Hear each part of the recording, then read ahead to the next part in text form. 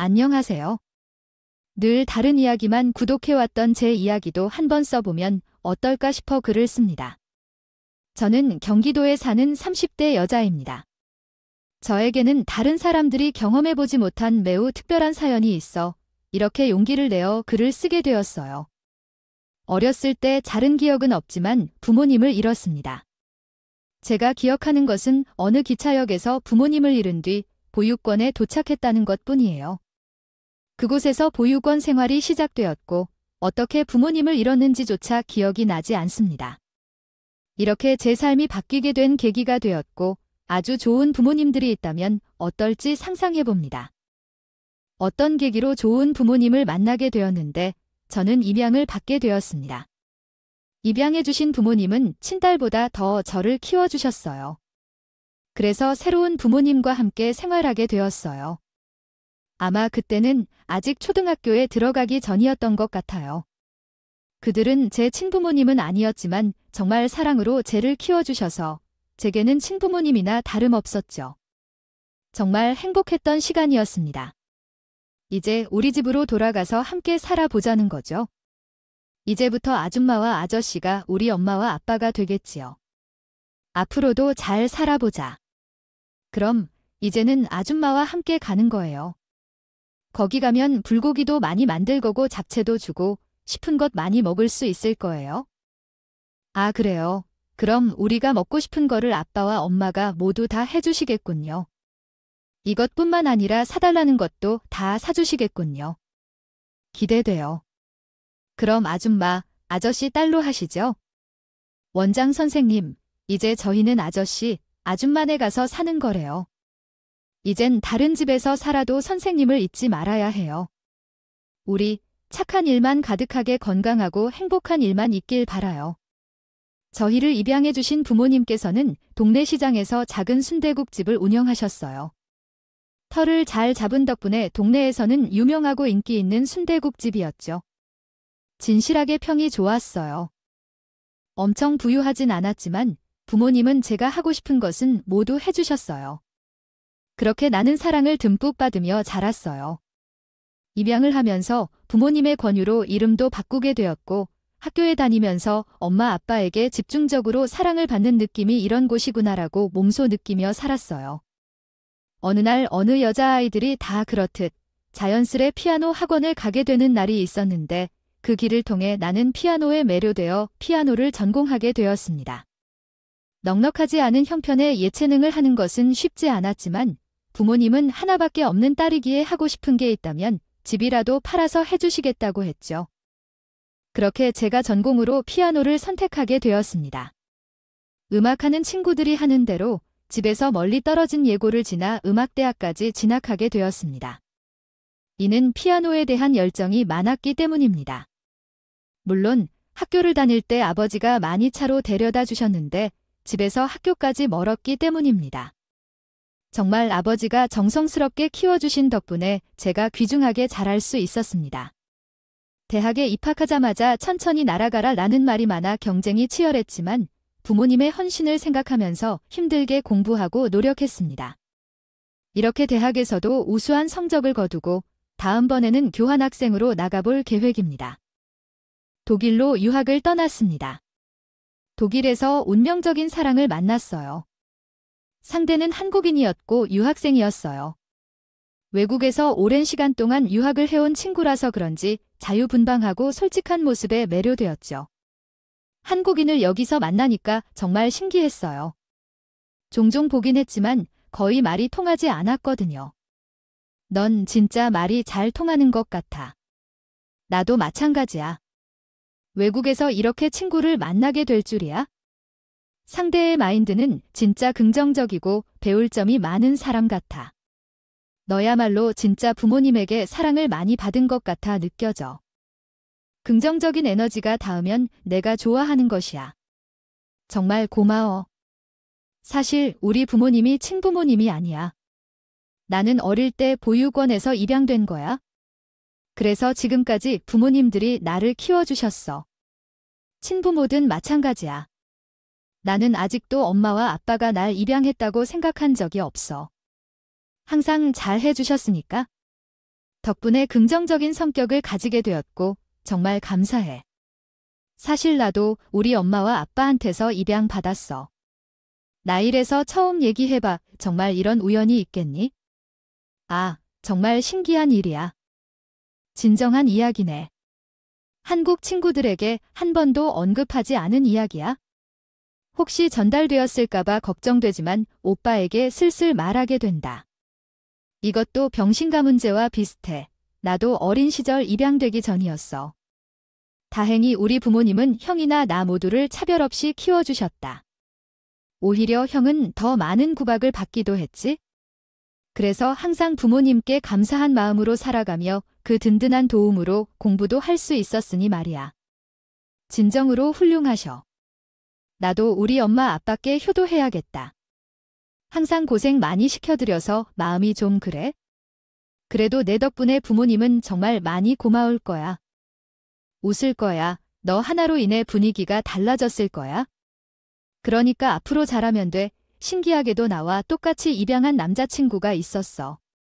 내가 아무에게 말하지 못하는 비밀을 공유할 수 있는 기쁨도 커졌지. 남자친구도 부모님의 사랑을 많이 받아 자랐다고 했어. 나도 정말 똑같았고 우리는 그래서 사랑에 빠졌어. 정말 신기하다. 나도 정말 부모님 사랑을 많이 받고 자랐거든. 오빠도 마찬가지라니까 정말 신기한 거 있지? 우린 운명인 것 같아.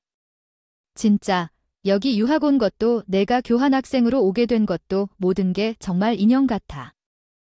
저희는 서로에게 스며들었습니다. 제 독일 생활은 행복했어요. 교환학생 기간이 끝나고 전 한국으로 돌아가야 했고 저희는 미래를 약속했어요. 꼭 한국에서 다시 만나기로 남자친구도 곧 졸업을 앞둔 시점이었기에 더 가능했죠. 한국에 먼저 들어온 저는 이제 졸업을 했어요. 여건이 될 때까지 유학 생활을 더 하고 싶었지만 더 이상 부모님에게 부담을 드릴 수 없어서 취업처를 알아봐야 했죠. 그러나 현실의 벽은 너무 높았어요. 항상 상위권 성적만 유지하였지만 유학생활 동안 교환학생이 전부인 저를 받아들이는 곳이 없었습니다. 많이 없었어요. 전 그렇게 간간히 입시 학생들에게 레슨을 가르치며 생활비를 충당했습니다. 입시 학생들을 보면서 가르치는 일에 대한 희열을 많이 느꼈어요. 제가 지도하는 학생들이 좋은 예술가로 성장하거나 대회에서 입상하며 피아니스트가 아닌 지도자의 꿈을 키우고 싶다는 마음이 생겼죠. 그러다가 자연스럽게 학원을 개설하게 되었어요. 열심히 일을 하고 있을 때 남자친구가 졸업을 하고 귀국하게 된 후 우리의 만남이 이어졌고 저희는 본격적으로 연애를 시작했습니다. 독일에 있을 때 남자친구도 멋있었지만요. 한국에서 회사원이 된 남자친구도 제 눈에 너무 멋있었어요. 저희는 서로에게 없어서 안 될 소울메이트 같은 존재였기에 바로 결혼을 약속했어요. 미룰 것도 없었죠? 독일에서도 그렇고 한국에서도 그렇고 너를 만난 건 내 인생의 최고의 선물 같아요. 우리 결혼하자, 지혜야. 내가 잘해줄게 너무 고마워. 프로포즈 해줘서 나도 오빠한테 정말 잘할 거야. 오빠, 이렇게 멋지게 키워주신 부모님께도 그렇게 결혼을 약속하고 부모님을 만나 뵙게 되는 날이 되었습니다. 저희 부모님 만나 뵙게 되었죠. 부모님은 예상대로 너무 좋아하셨어요. 우리 지혜가 결혼하고 싶은 사람으로 선택해서 기쁘시다고 말씀해 주셨어요. 내려다보니 꿈 같아요. 아버지라고 하는 건 정말 기쁘네요. 임서방이라고 불러도 되나 아직요. 우리 지혜가 항상 어리다고 생각했지만 결혼할 준비가 된 거니까요. 아버님, 어머님, 편하게 이야기해 주세요. 우리 부모님을 보고 잘한다는 건 이해되네요. 감사합니다. 아버님, 어머님. 어머니께서 그렇게 말씀하시다니 지혜한테 잘해주세요. 제발, 단 하나만 부탁할게요. 그 믿음 주신다면 우리 지혜를 맡겨주세요. 절대 울지 않을 테니. 부모님도 만족하실 겁니다. 걱정하지 마십시오. 마귀와 애애한 부모님과의 식사가 끝나자 예상대로 부모님께서는 남자친구를 정말 마음에 들어 하셨죠. 일들이 술술 풀리는 것 같았어요. 우리 집에 인사를 드린 후 그 다음은 남자친구의 집에 인사를 드리러 가게 되었어요. 남자친구의 부모님을 만나는 일은 처음이었어서 너무 떨렸지만 멋지게 자란 남자친구를 보면서 걱정은 넣어두자라고 생각했어요. 그런데 그것이 제 방심이었지만 너무 떨린다. 그래도 부모님이 나를 싫어하시진 않으실 거겠지? 혹시나 해서 걱정되네. 아무래도 입양아인 것도 걸리고 걱정할 것도 많다. 나도 이 병원인데 뭐. 부모님께서도 나를 자비로 키우셨고 입양에 대한 편견이 없으시다고 생각해요. 괜찮아요. 그래도 혹시 모르잖아요. 꼭 좋아하셨으면 좋겠는데 혹시 어머님께서 특별히 좋아하시는 게 있어서 선물로 가져가면 좋을 것 같아요. 밥 먹는 거예요. 뭘 부담하게 너무 긴장하지 말고 그냥 너희가 하던 대로 하면 아마 부모님께서 엄청 좋아하실 거예요. 남자친구의 응원 덕분인지 긴장감은 조금 사라지고 부모님을 만나러 가기로 했어요. 첫인상은 낯설었지만 익숙한 느낌 가득했어요. 어머니, 반갑습니다. 우리 재혁이한테 많이 들었어요. 어떤 분인지 너무 궁금했어요. 아니, 이렇게 보게 되니 너무 좋네요. 안녕하세요. 반갑습니다. 제 이름은 김지혜요. 좋다 바빠서 미리 죄송하다. 문단을 시작하기 전 답답한 정보가 있는지 확인해 주세요. 합니다. 저도 재혁 씨로부터 아버님과 어머님에 대한 이야기를 많이 들었는데 인상이 정말 좋다. 아이고 라고, 그래 교라고 하니 너무 반가워요. 궁금한 것이 많은데 우리 천천히 밥 먹으면서 얘기해요. 그러게 예비 시부모님과 식사하면서 분위기는 하하호호 좋았어요. 그 얘기가 나오는 것 전까지는 그렇지만 정통부터 얼음판이 가만히 된다. 그렇죠. 아버지와 어머님은 무엇을 하시나요? 그래도 아버님과 어머님에게서 제가 받은 것들을 보면 대단한 분들이시네요. 궁금하네. 시장에서 해당 정보가 있는지 다시 생각해 주시길 바랍니다. 장사하세요? 어려서부터 장사를 해오시면서 제 뒷받침을 항상 해주셨거든요. 아직도 그 일을 하고 계시다니 정말 감사합니다. 무슨 일을 하시나요? 시장에서 우리 아들 재혁이가 그런 이야기를 전혀 해주지 않았는데 처음 듣는 이야기네요. 그러면 시장과 같은 일을 하시는 건가요? 아내, 순대국집을 하고 계세요. 어려서부터 하시던 거라서 손님들도 많이 오시고 시장에서 오래 일하셨다며. 그래서 이렇게 크게 키워주신 거군요. 제 이야기가 끝나자 예비 부모님의 표정이 변했습니다. 표정이 변하는 것 말고도 그러지 않더라고요. 즉시 자리를 일어섰다. 아, 더 이상 긴 말은 필요 없겠네요. 아가씨, 잘 가세요. 더 이상 얘기할 것 같지 않으니? 재혁아, 우리 갈게. 이따 집에서 보자. 예비 시아버님이 헛기침을 하시고 못마땅한 표정으로 나를 쳐다보셨고 예비 시어머니는 그렇게 말하시고 두 분이 일어나셨다. 그리고 식당 문을 나가셨다. 그 순간 어지러운 기분이 들었다. 무슨 일인지 파악하고 있을 때 남자친구는 곤란한 듯이 미안하다고 말하기 시작했다. 어이가 없었다. 순대국을 파는 것에 대해 큰 문제가 있는 것인가요? 정말 당황스러웠다. 미안해. 부모님께서 그냥 괜한 편견 때문에 너무 놀랄지 모르겠지만 집에 돌아가서 잘 설명해 줄 테니 걱정하지 마. 우리 부모님이 누구에게도 죄를 지은 건 아니라는 것을 설명해야 할 필요가 있어. 그뿐만이 아니라 우리 부모님이 생각하지도 못한 일이 있어서 그런 것 같아. 아마도 그냥 작은 회사를 운영하고 계신 줄로만 알았는데 그게 왜 상관 있는 거야? 회사를 운영하는 집딸이 되는 것이 문제가 되는지 순대국집을 운영하는 집들이 안 되는지 자기도 이게 말이 되는 것 같다고 생각했는지. 미안해. 나도 우리 부모님이 그럴 줄은 몰랐어. 정말 미안해. 말할 것도 없어. 어쨌든 오늘은 집에 돌아가고 나중에 다시 연락할게. 아니요. 연락하지 마세요. 저는 우리 부모님을 무시하는 사람들과 상호작용하고 싶지 않습니다. 그들을 상종하고 싶지 않으니까 이 정도로까지 가겠다고요. 이제 연락하지 않아도 괜찮아요. 그 길로 나왔더니 전 식당을 빠져나왔어요. 얼마나 울었는지 모르겠어요. 평생 동안 부모님께 효도는커녕 받는 것만 했었는데 이런 식으로 상처를 주면 안 된다고 생각했기 때문이죠. 운명이라고 믿었던 남자친구와 이별한 후에 정말 실망스러웠어요. 그 후로는 일에만 정신을 집중하며 보냈어요. 이별의 슬픔은 쉽게 잊혀지지 않았지만 최대한 생각하지 않으려고 노력했어요. 학생들의 레슨을 물리적으로 이어나가면서 계속해서 일에만 전념했어요. 부모님은 결혼 얘기가 이미 나왔는데 나와야 할 것 같은데 제가 아무 말도 안 하자 궁금해하시는 눈치였고요.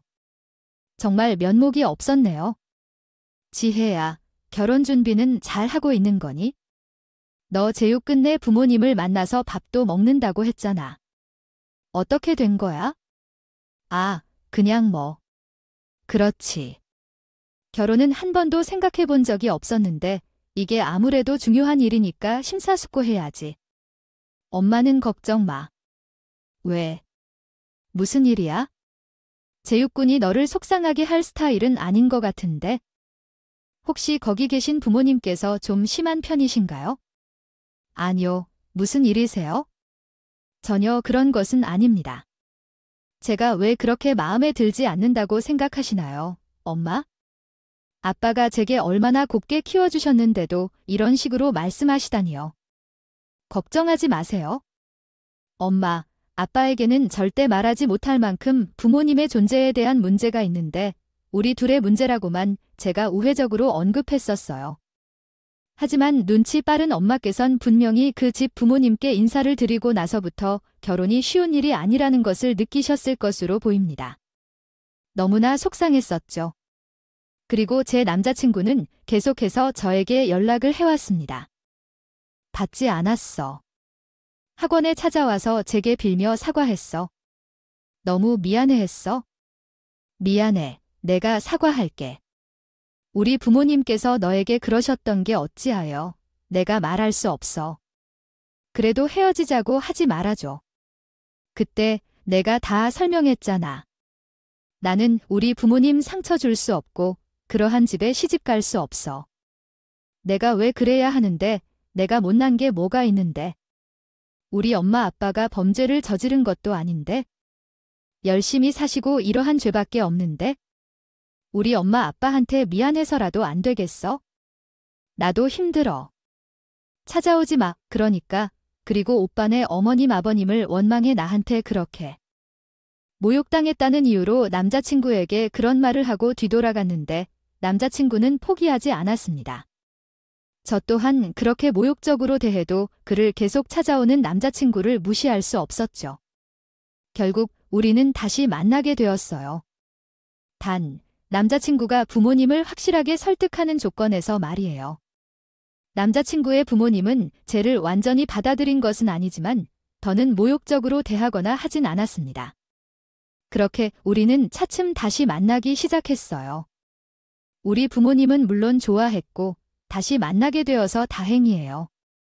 더 좋아졌어요. 결혼을 준비하면서 자주 남자친구 집에 갔거든요. 집에 들락날락하는 모습을 보며 넌 정말 집에 자주 온다니까 라고 말했던 것 같아요.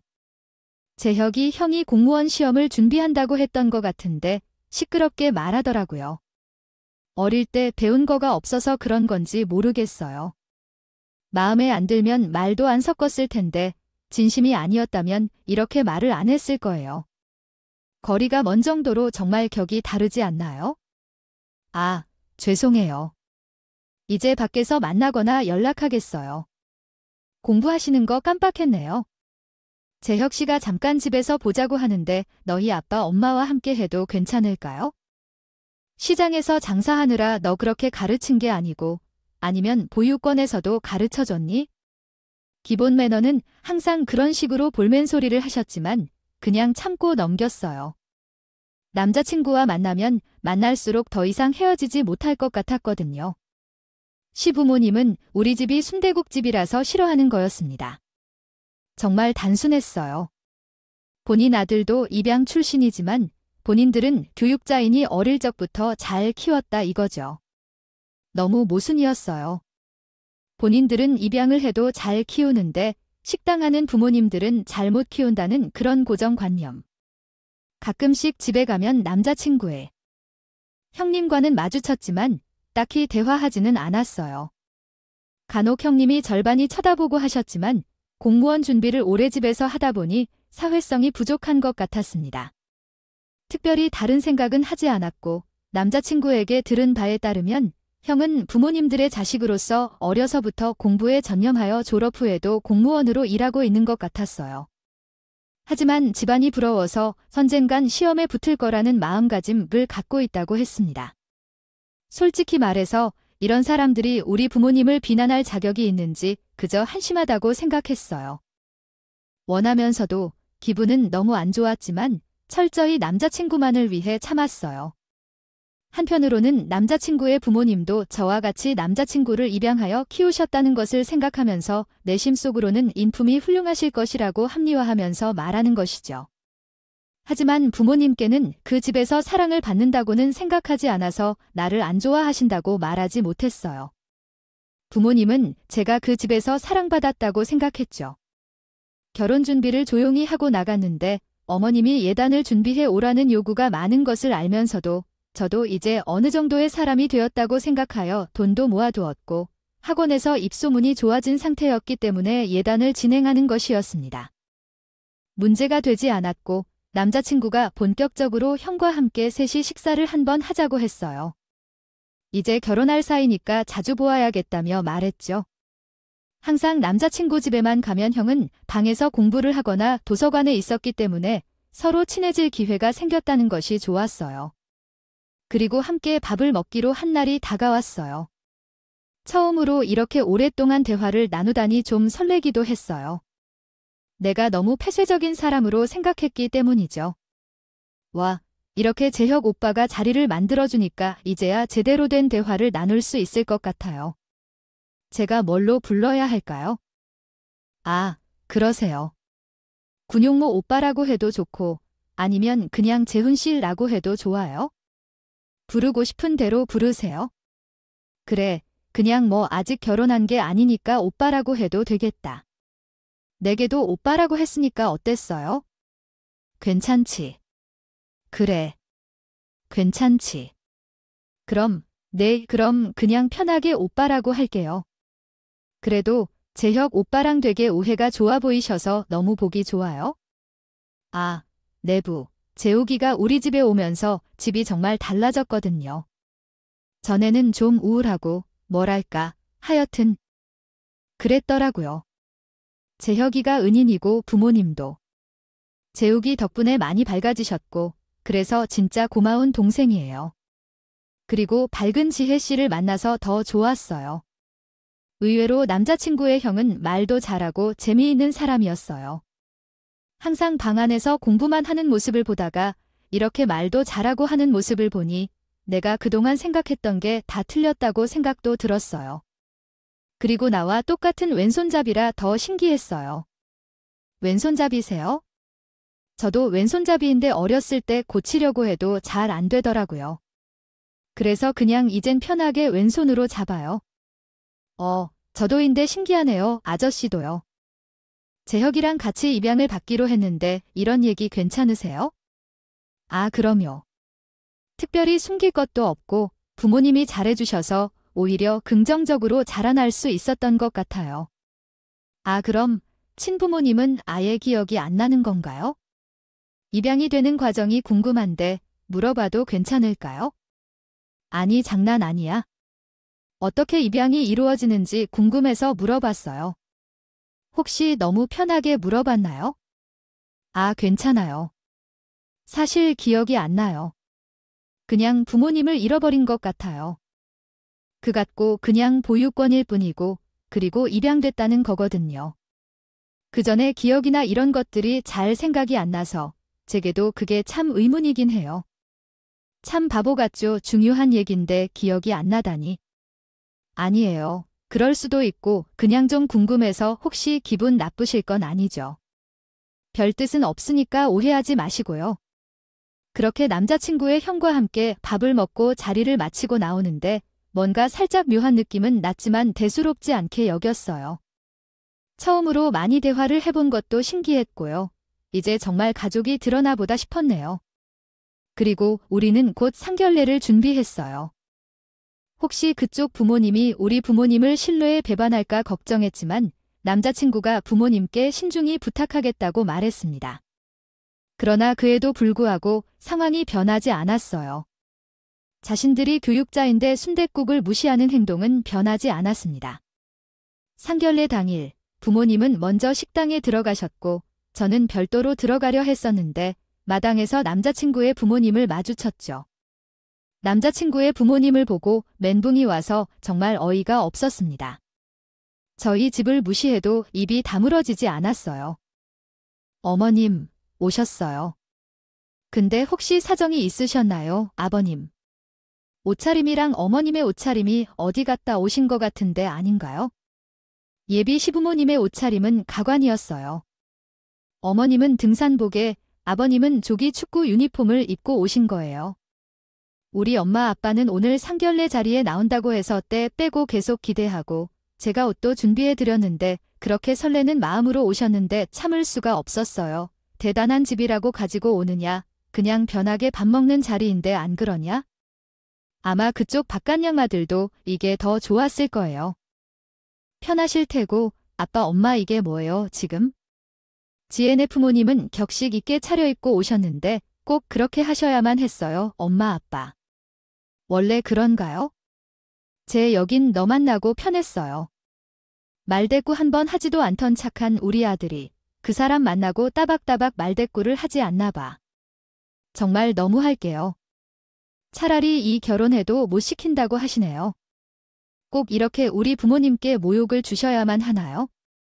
그렇게 입씨름을 하고 있을 때 예비 시아버님과 시어머님은 제 말이 끝나기도 전에 식당에 들어갔을 때 더 이상 말을 필요로 하지 않는 것처럼 말이죠. 그런 다음 우리 부모님과 인사를 나누셨고 저희 아빠와 엄마는 표정을 관리하지 못하셔서 어쩔 줄 몰라 하셨어요. 아이고, 안녕하세요. 저는 지혜 애비가 되려는 사람입니다. 처음 만나 뵙네요. 아이고, 운동을 하시나 봐요. 건강하게 보이시고 너무 좋은데요. 운동복 차림에 대해 칭찬하고 이야기하는 아빠를 보고 마음이 무너질 듯 아프고 안타까웠죠. 제가 엄마와 아빠에게 입양되고 효도를 한 적이 있거나 그런 듯 죄책감이 들었습니다. 매번 상처만 주는 것 같아서 너무 죄송합니다. 그렇게 눈물을 참았어요. 네, 안녕하세요. 아, 뭐 변하게 왔습니다. 그냥 밥 한 번 먹는 자리인데요. 그럼 앉으세요. 아, 네, 그렇군요. 그러시군요. 그렇죠. 편한 게 좋죠. 그럼 애들 결혼은 언제쯤 하는 게 좋을까요? 혹시 생각해둔 날짜 있으세요? 저희는 애들이 원하는 날짜가 있으면 그렇게 하라고 말씀했는데 혹시 원하시는 날짜가 있는지 의견 있으시면 말씀해 주세요. 날짜요? 아직 생각을 안 해봤는데 그래도 한 3, 4년은 만나봐야 하지 않을까요? 우리 아들 성화의 말 이겨서. 나왔는데 저희는 아직 결혼식 생각이 별로 없어요. 지혜가 좋은 편이라 마음에 들긴 하지만 여러 면에서 수준 차이가 많이 나서 결국 예비 시어머니가 저희 엄마를 대못받게 되었어요. 그때는 정말 참을 수 없었는데 제가 모르게 큰 소리를 내버렸어요. 너무 한 일이었어요. 도대체 무슨 일로 그렇게 화를 내셨는지 모르겠어요, 어머님. 아버님도 정말 어떻게 하시겠어요? 사람 위에 사람 없고 사람 말에 사람 없는데요. 똑같은 사람으로서 어떻게 그런 식으로 행동하실 수 있나요? 저는 그런 식으로 하지 않는데 이 결혼에 관해 여쭤보고 싶어요. 지혜야. 진심으로 사도의 말을 잘 듣고 있습니다. 어디서 큰 소리를 지르며 어른들 앞에서 너를 엄마가 그렇게 키우셨어? 그리고 그 싸움을 하고 있던 무렵 시숙이 상견례장에 늦게 도착했어. 우리가 서로 목소리를 높이고 있을 때 시숙의 한마디로 모두가 조용해졌고 전체적으로 갑자기 머리를 쿵 하고 맞은 듯한 기분이었어. 세상에 이런 우연이 어떻게 가능할까? 정말 믿을 수 없는 일이었어요. 아빠, 엄마, 그리고 내 지혜로운 동생, 이런 날이야.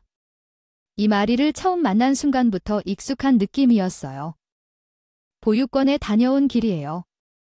그때 장흥역에서 오셨죠. 제가 왼손잡이인 점도 같았고 어렸을 때 함께 놀면서 흉터가 남은 손바닥 상처도 같았어요. 엄마, 그 순간에는 정적이 흘렀죠. 치숙의 말로 끝나자 예비 시어머니와 시아버지는 깊게 숨을 들이쉬며 사실인지 물었어요. 그게 무슨 말이야?